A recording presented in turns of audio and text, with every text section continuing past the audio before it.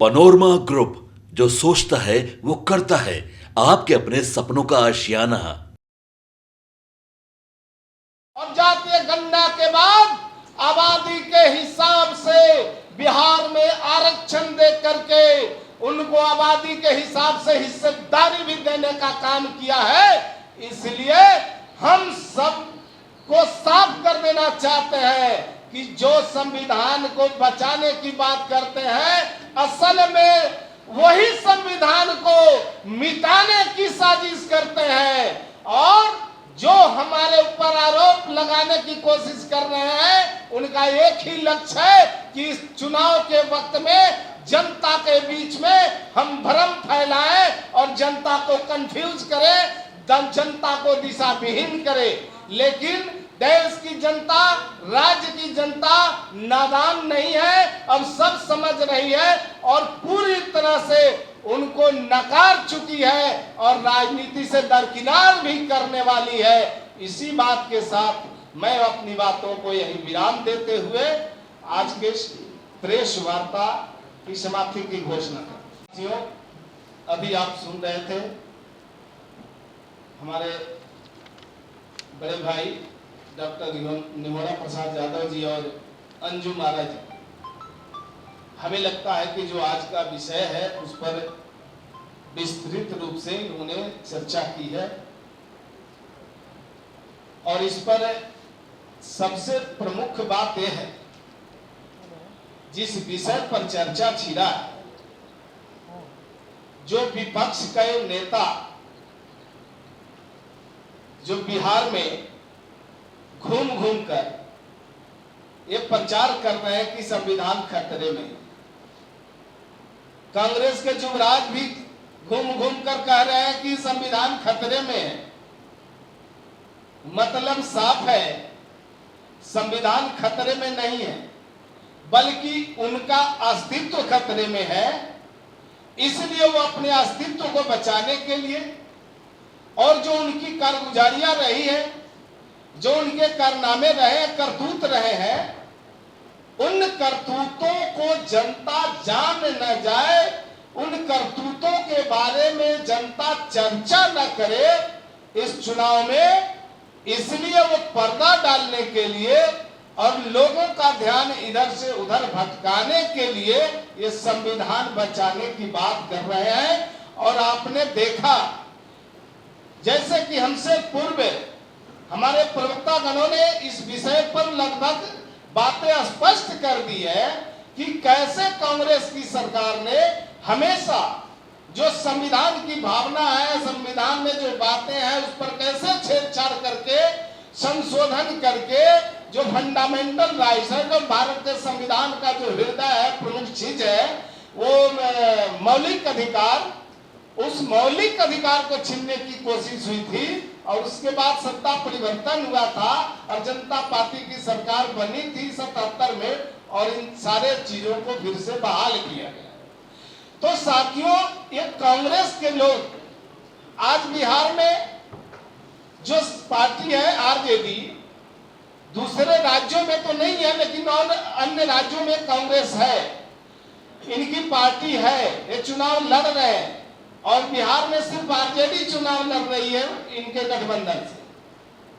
और इन्होंने देखा कि बिहार में आज सबके जुबान पर एक चर्चा जो चली कि बिहार में जंगल राज, 15 साल पहले जो शासन काल था, उस शासन काल की चर्चा, लूट खसोट, बैंक डकैती, अपहरण, इन सारे चीजों का, नरसंहार का, ये सारे चीजों पर चर्चा चल रहा।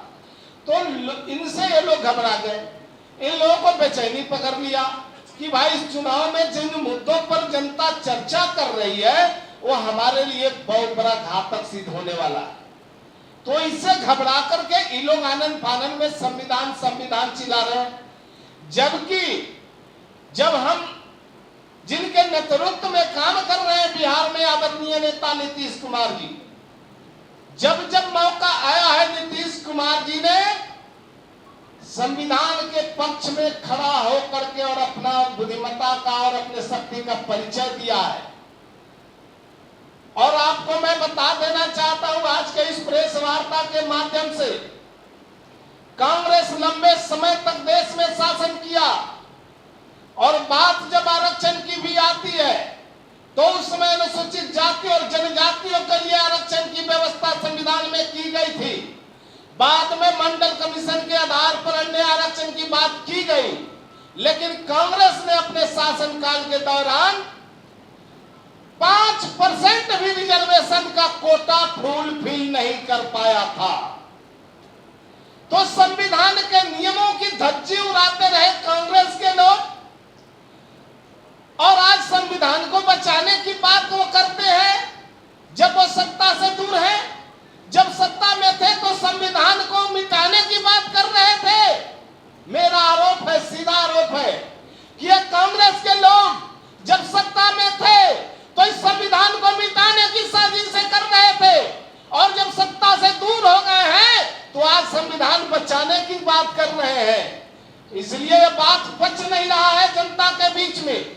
और सीधा सा आरोप है, ये भारत का संविधान हम सभी देशवासियों के लिए गीता, कुरान और बाइबिल की तरह पवित्र है और इसे कोई मिटा नहीं सकता और नीतीश कुमार जी के रहते इसे कोई छू भी नहीं सकता और मिटाने की बात तो दूर है।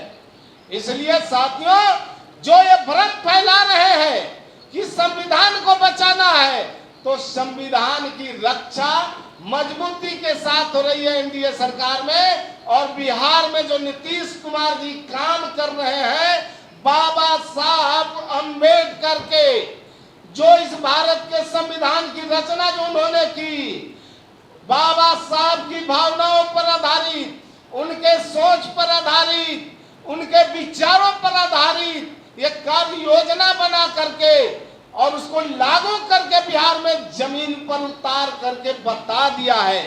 प्रवक्ता निमोरा और प्रोफेसर निमोरा यादव जी ने सारी बातों को, जो वो राजनीतिक घटनाक्रम था संविधान के मूल ढांचे में परिवर्तन को लेकर के, इन सारी बातों को विस्तृत रूप से रखा इन्होंने आपके समक्ष। सबसे बड़ी बात ये है कि अभी बहुत मजबूती के साथ या बहुत ही फ्रीक्वेंटली हम देख रहे हैं कि विपक्ष के द्वारा नेता प्रतिपक्ष हो या आदरणीय लालू प्रसाद यादव हो या फिर कांग्रेस के लोग, इवन कि आदरणीय राहुल गांधी जी, इस बात को बहुत ही मजबूती के साथ चिल्ला चिल्ला करके कह रहे हैं कि संविधान, देश का संविधान खतरे में है, देश का संविधान खत्म हो जाएगा। अभी जो तथ्य हमारे प्रोफेसर निमोरा यादव जी ने आपके समक्ष रखा, इससे बहुत ही स्पष्ट हो गया होगा आप लोगों को कि संविधान को खतरा किनसे रहा है और संविधान के जो प्रावधान है उसको खत्म करने का प्रयास नहीं कहूंगी, खत्म ही कर दिया, वो किसने किया था। तो जब इन सारी बातों की चर्चा हो रही तो मैं यही कहूंगी कि आज जो वो सवाल उठा रहे हैं तो ये कहावत बड़ा चरितार्थ होगा उनके सामने कि उल्टे चोर कोतवाल को डांटे। जिसने स्वयं उस तरह का दुस्साहस किया है वो इस तरह की बात कर रहा है। और दूसरी बात, मैं आदरणीय लालू प्रसाद यादव जी से पूछना चाहती हूँ कि संविधान की बात आप किस मुंह से करते हैं। मैं उनसे एक सवाल भी करती हूँ कि क्या आपके पार्टी के अंदर जो आपकी पार्टी का संविधान है, क्या उस संविधान को वो फॉलो करते हैं। जब अपने पार्टी के संविधान को फॉलो वो नहीं करते हैं, परिवारवाद में आकंठ तक डूबे हैं, भ्रष्टाचार में आकंठ तक डूबे हुए हैं, तो फिर संविधान की बात किस मुंह से करते हैं। अभी निहोरा भैया ने आप लोगों को कहा, देखिए 1973 में ऑनरेबल सुप्रीम कोर्ट में केशवानंद भारती केस था, वो बहुत ही लीडिंग जजमेंट है जिसमें सुप्रीम कोर्ट ने ये होल्ड किया था कि संविधान का जो मूल ढांचा है, बेसिक स्ट्रक्चर, उसको क्षति नहीं पहुंचाया जाएगा संशोधन के माध्यम से या किसी भी निर्णय के माध्यम से। लेकिन अभी आपके समक्ष ये बातें हमारे निहोरा भैया ने रखा कि 1976 में 42वें संशोधन के माध्यम से किस तरह से संविधान के मूल ढांचों के साथ छेड़छाड़ किया गया। जनता के जो फंडामेंटल राइट थे, उस फंडामेंटल राइट के ऊपर डायरेक्टिव प्रिंसिपल की सर्वोच्चता उन्होंने प्रदान कर दिया था। उस टाइम स्वर्गीय श्रीमती इंदिरा गांधी जी की सरकार थी। और साथ ही साथ प्रदान ही नहीं किया डायरेक्टिव प्रिंसिपल को, ये भी प्रोविजन लाया संशोधन में कि ये जो मैंने निर्णय किया है उसके साथ आप जुडिशियल रिव्यू नहीं कर सकते हैं। यानी कि ऑनरेबल सुप्रीम कोर्ट और ऑनरेबल हाई कोर्ट की जो शक्ति थी, उसको शक्ति को कम करने का उन्होंने निर्णय के संशोधन के माध्यम से किया। दूसरी बात मैं ये कहना चाहती हूँ, देखिए हमारे मुल्क का जो निजाम है ना, व्यवस्था है, वो हमारे देश में संसद की सर्वोच्चता नहीं है। हमारे देश में संविधान की सर्वोच्चता है, और जब संविधान की सर्वोच्चता है तो संविधान का इंटरप्रिटेशन करने का जो अधिकार है, जो जिम्मा है, वो ऑनरेबल सुप्रीम कोर्ट को है, ऑनरेबल संसद को नहीं है। तो इस संशोधन के माध्यम से उस वक्त की तत्कालीन सरकार, कांग्रेस की सरकार ने कितना बड़ा संविधान का, जो बाबा साहेब भीमराव अंबेडकर का कॉन्स्टिट्यूशन था, जिसमें भारत के नागरिकों के अधिकार थे, मौलिक अधिकार थे, जीवन के अधिकार थे, स्वतंत्रता पूर्वक घूमने का अधिकार था, अभिव्यक्ति की स्वतंत्रता थी, ये तमाम मौलिक अधिकारों को कर्टेल कर लिया गया था। तो मैं ये पूछना चाहती हूँ कि संविधान का खतरा किससे रहा है? संविधान को तो खतरा उनसे रहा है। और एक चीज और मैं आपको बता दूं, यही नहीं, 1977 में जब जनता पार्टी की सरकार आई और 42वें संशोधन को जब खत्म कर दिया गया, उसके बाद ऑनरेबल सुप्रीम कोर्ट ने जब रिव्यू किया 42वें संशोधन को, मिनर्वा मिल्स केस था, उस केस में ऑनरेबल सुप्रीम कोर्ट ने 42वें संशोधन को शून्य घोषित कर दिया था। तो आप समझ सकते हैं कि इस तरह की जो नैरेटिव विपक्ष के द्वारा, तेजस्वी जी के द्वारा, लालू प्रसाद यादव जी के द्वारा, या आदरणीय राहुल गांधी जी के द्वारा जो नैरेटिव सेट करने का प्रयास किया जा रहा है, कि जनता को भ्रम में डालने की कोशिश की जा रही है, जिन्होंने स्वयं उस तरह का काम किया है, जिसने स्वयं और संविधान के मूल ढांचे को छेड़छाड़ किया है, जिसने स्वयं जनता के अधिकारों को छीनने का काम किया है, वो इस तरह की बात कर रहे हैं। मैं इन्हीं बातों के साथ अपनी बातों को खत्म करती हूँ। धन्यवाद। अब आपके समक्ष हमारे माननीय प्रवक्ता श्री हेमराज जी किया, कहा कि केंद्र सरकार जब चाहेगी राज्यों में अपने सैन्य बल भेज देगी, जब चाहेगा राज्यों के अधिकार जो है राज्य सूची में जो विषय है उसको हम केंद्र सूची में शामिल कर लेंगे। यानी बिल्कुल पावर को केंद्रीकरण करने की साजिश कांग्रेस ने किया था। यह सवाल लालू यादव क्यों नहीं पूछते या तेजस्वी क्यों नहीं पूछते कांग्रेस से, सबसे बड़ा सवाल है। दूसरा सवाल बड़ा संक्षेप में हम कहना चाहेंगे और बाकी विषयों पर बोलेंगे कि आरक्षण का एक और चल रही है कि आरक्षण समाप्त कर दिया जाएगा। भाई नीतीश कुमार जी ने तो आरक्षण दिया बिहार में, और जब तक नीतीश कुमार हैं किसी में ताकत नहीं है कि आरक्षण को समाप्त कर दें। अब आरक्षण को समाप्त करने का सवाल है तो यह भी पूछना चाहिए लालू जी को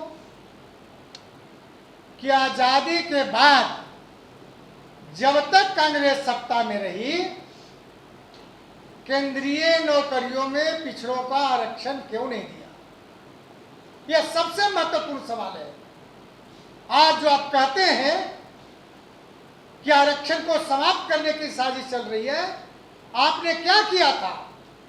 लगातार 50-55 साल तक जो पिछड़े वर्ग के नौजवान पढ़ रहे थे, नौकरी के लिए भटक रहे थे, जिनको केंद्र में आरक्षण मिलना चाहिए था, आपने नहीं दिया, पीछे कर दिया उस पिछड़े वर्गों को।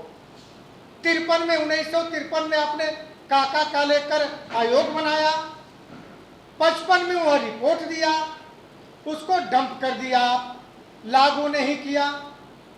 तो ये सवाल, सबसे बड़ा सवाल है कि आरक्षण को समाप्त करने की साजिश हम लोग नहीं, आपका जिसके साथ, जिसके गोद में बैठे हैं, जिसके साथ समझौता किया है, यह कोशिश किया था। लेकिन हम धन्यवाद देना चाहते हैं मोरारजी भाई को कि 1979 में मंडल कमीशन लागू हुआ और बीपी सिंह ने इसको लागू किया, तब जाकर 90 से पिछड़े वर्ग के लड़कों को केंद्र के नौकरियों में आरक्षण मिलना शुरू हो गया। एक और बात छूट गई, हमने संशोधन की बात कहा कि संविधान में संशोधन किया इंदिरा गांधी ने, लेकिन 44वां संशोधन जब जनता पार्टी की सरकार आई, मोरारजी भाई प्रधानमंत्री बने, तो यह जो संशोधन किया था 44वां संशोधन के बाद वह रद्द कर दिया गया। तो ये सवाल सबसे बड़ा है कि आज जो वोटों में कमजोर हो रहे हैं लालू यादव, ये इंडिया गठबंधन तो संविधान और आरक्षण की बात उठा रहे हैं। जब जब ये वोट में कमजोर होते हैं, जब जब हारने की स्थिति इनकी होती है, तो ये सवाल मसला उठाते हैं। लेकिन यह इनको पता नहीं कि सबसे बड़ा दुश्मन कांग्रेस रहा था पिछड़े वर्गों के लिए और संविधान के लिए, जिसको खत्म करने का, आरक्षण नहीं देने का, यह सबसे बड़ा दुश्मन रहा। बस इतना ही हम कहना चाहते हैं। अंजुम जी विशेष रूप से चर्चा करेंगे। प्रवक्ता अंजुम महाराज जी, हेमराज राम जी और सभी पत्रकार बंधुओं, आज दो ऐसे महत्वपूर्ण विषय पर हम लोग चर्चा करेंगे जो लगातार चुनाव में विपक्ष के माध्यम से सवाल उठाए जा रहे हैं। सबसे पहला सवाल खास करके बिहार से प्रतिपक्ष के नेता तेजस्वी यादव और उनके पिताश्री राष्ट्रीय अध्यक्ष लालू प्रसाद यादव उठा रहे हैं। और ये सवाल उठा रहे हैं कि संविधान को बदलने की कोशिश, षड्यंत्र किया जा रहा है। कभी हिंदुस्तान के लोग संविधान को बदलने की सपना में भी नहीं सोचा होगा, लेकिन हम आग्रह करते हैं तेजस्वी यादव और लालू प्रसाद यादव जी से। खैर तेजस्वी जी को तो उतनी जानकारी नहीं होगी, लेकिन लालू प्रसाद यादव जी की उतनी जानकारी है कि कांग्रेस से सवाल करना चाहिए इनको कि संविधान में आमूल-चूल परिवर्तन करने की कोशिश इस देश में किसने किया। पता नहीं, आप लोग भी नौजवान पत्रकार हैं, बहुतों को नहीं पता होगा कि इस देश में 1976 में स्वर्गीय इंदिरा गांधी ने भारतीय संविधान के मूलभूत संरचना में परिवर्तन करने की साजिश किया था। और परिवर्तन करें या नहीं करें, यह मुद्दा कानूनविदों, संविधानविदों और विद्वानों के बीच में रखा था,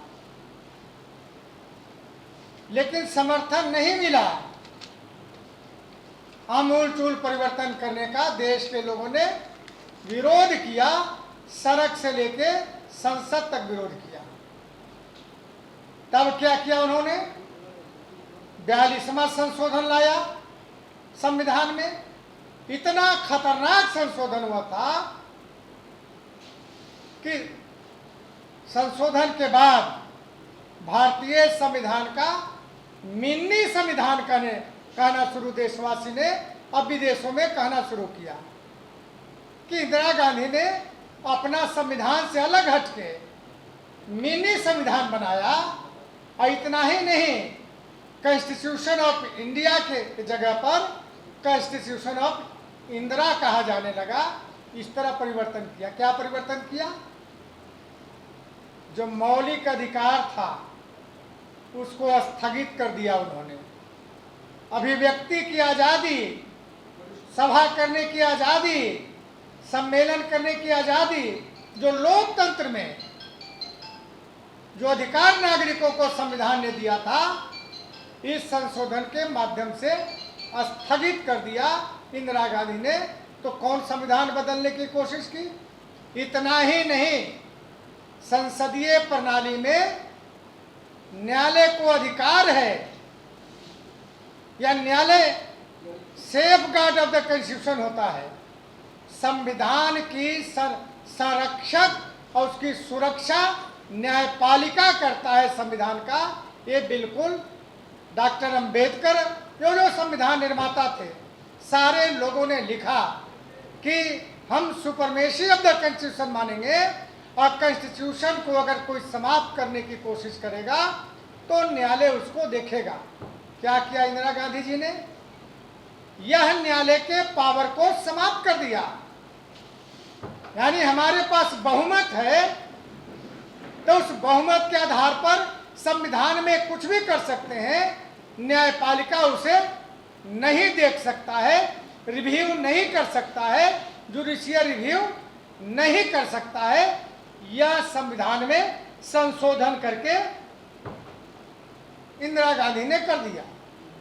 तो बताइए, संविधान को समाप्त करने की कोशिश कांग्रेस ने किया, तो ये लालू यादव जी को पूछना चाहिए था सवाल कांग्रेस से कि भाई आपके काल में ही तो संविधान में संशोधन, आमूलचूल परिवर्तन बदलने की साजिश चली थी। अब रहा 10 वर्षों की शासनकाल जो नरेंद्र मोदी जी का रहा। हर वर्ष कांग्रेस काल में 2 संशोधन संविधान में किए गए, 2 संविधान संशोधन प्रत्येक साल संविधान में किए गए। लेकिन 10 वर्षों में कितने संशोधन हुए? मात्र 8। यानी वर्ष में एक भी नहीं संशोधन हुआ। तो ये सवाल कि कौन बदलना चाहता है? हमने संशोधन नहीं किया, आपने प्रत्येक वर्ष 2 संशोधन किया, तो कहीं न कहीं संविधान के मूल स्वरूप को, मूल जो प्रावधान था, अनुच्छेद था, उसको कहीं न कहीं कमजोर और बदलने की कोशिश आपने किया, यह कांग्रेस ने किया। तो यह लालू यादव जी को सवाल कांग्रेस से पूछना चाहिए, जो आज कहते हैं कि संविधान बदलने की कोशिश हो रही है या षड्यंत्र हो रहा है। तो उस षड्यंत्र, इंदिरा गांधी जी के षड्यंत्र को देश ने नाकाम किया। अब बताते हैं कि यह तो संशोधन कर दिया, देश के नागरिकों के अधिकार में कटौती कर दिया, न्यायपालिका के अधिकार में कटौती कर दिया। इतना ही नहीं, फेडरल सिस्टम जो राज्यों को अधिकार था। पनोरमा ग्रुप, जो सोचता है वो करता है। अगर ये वीडियो पसंद आई और वह बिहार के राजनीति और बिहारियत से सरोकार रखेनी तो सब्सक्राइब बटन दबा के चैनल के सब्सक्राइब कर ली। ओजे एगो घंटी बा, ओकरा बटन दबा देला से कुल सटीक और मारक खबर रुआ मुफ्त में मिल जाई। अगर रुआ पत्रकारिता के हमनी के नया प्रयोग में सहयोग कर चाहतानी तो ज्वाइन बटन दबा दी। पेटीएम नंबर नोट कर ली 9386816700। धन्यवाद।